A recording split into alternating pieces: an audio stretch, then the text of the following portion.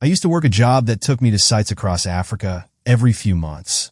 The work was intense, and the distance from home could be challenging, but there was a small silver lining. Our company's team, typically myself, her, and one other, would stay in all-inclusive 5-star hotels for the week, or so that we were there. It was a small reward for the demanding conditions. She was a woman in her mid-40s, a director at our company, beautiful, impeccably dressed, sharp as a tack, and absolutely commanding in any room she walked into.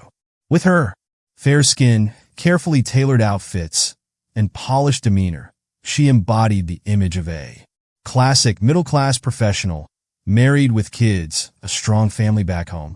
At work, she was unstoppable, a powerhouse who didn't take anything from anyone. But when the day's work was done, she'd unwind with a few glasses of wine and let down her guard. It was during these late-night moments that her personality took on a different hue. After a few drinks, she'd start to flirt, sometimes with the staff, sometimes with other guests. By the end of the evening, she would often have company, usually a different man each night. Her discreet affairs were as regular as the trips themselves, almost a pattern I could anticipate. If her husband happens to be reading this, then he may want to know for years during each of these trips, she spent every night with a different man. Since sharing this, I've gotten quite a few of the same questions, so let me clarify a few things. Firstly, I didn't say anything to her husband back then. I wasn't comfortable risking my job, let alone my career prospects, by intervening in something that wasn't really my business. Besides, there was no real opportunity, and as others have pointed out, I had no idea what their relationship dynamic was. For all I knew, her husband was aware, or perhaps they had an understanding of some kind.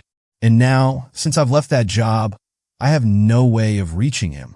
I never met the man, don't know his name, and frankly, she has almost no digital footprint, so tracking him down would be incredibly difficult. Even more so, I work in a small, tight-knit industry where word spreads fast, and getting a reputation for meddling in personal matters could harm my career. I understand if people think I should care more or that I'm being a coward, but as far as I'm concerned, it was never my place. So if anyone feels the need to judge me, go ahead. But to me, taking that risk was completely unnecessary.